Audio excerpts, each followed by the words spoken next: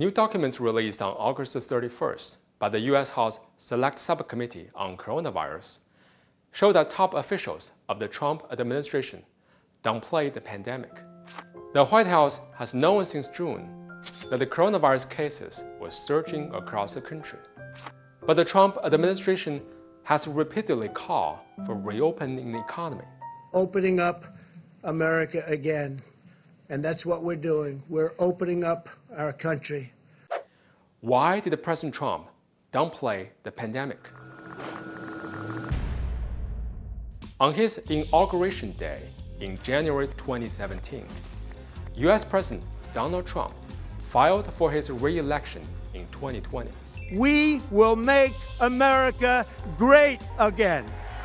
Claiming that he can make America great again, President Trump is determined to stay in the White House for another term. His top priority is to win the re-election. Even the pandemic and the hundreds of thousands of deaths could not change his plan. In terms of foreign policy, Trump projected himself as tough on China by raising tariffs on Chinese goods. The Trump administration sanctioned the Chinese technologies, such as Huawei and TikTok. Speaking of the U.S. economy, before the pandemic, it slowly climbed up out of recession, and the unemployment rate stayed at a lower level. President Trump bragged about the growth at his achievement. U.S. companies moved the manufacturing jobs and the supply chains to developing economies decades ago. In fact, the share of the U.S. in the world economy has been in decline because of the sustained growth of the emerging markets. But with the U.S. having the most cases in the world, its economy contracted at the rate of 32.9% from April through June. Its worst job on record.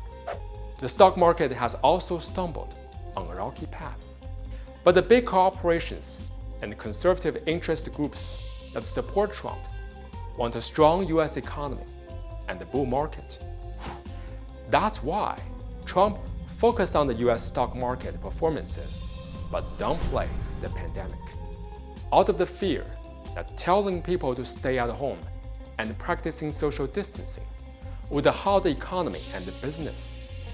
Supporting groups of President Trump organized nationwide rallies against the social distancing and the stay-at-home orders, and Trump extended his support to the protests. All schools should be making plans to resume in-person classes as soon as possible. Soon, the number of confirmed cases in the U.S. hit 500,000, 1 million, 2 million. It only took the U.S. 17 days to hit the 5 million mark from 4 million cases. Now there are more than 6 million cases, and the number of deaths is hitting 200,000. Having praised the Chinese government's effectiveness in tackling the pandemic, Trump made a U-turn by denying his mistakes in delaying the fight against the pandemic in the U.S. and describing COVID-19 as a Chinese virus. The whole act of condemning China is to help Trump woo the voters and the interest groups that support him. Trump refused to wear a mask in public and attacked Democratic presidential candidate Joe Biden for wearing it. Did you ever see a man that likes a mask as much as him? And then he makes a speech and he always has it, not always, but a lot of times he has it hanging down because you know what? It gives him a feeling of security. If I were a psychiatrist, I'd say this guy's got some big issues. But when the president finally put on a mask in July, he called himself a patriot. It's time for the U.S. leader to come to senses and take people's lives more seriously. There's no magic cure available before November's election, and the only way to restart the U.S. economy is to stop the virus first.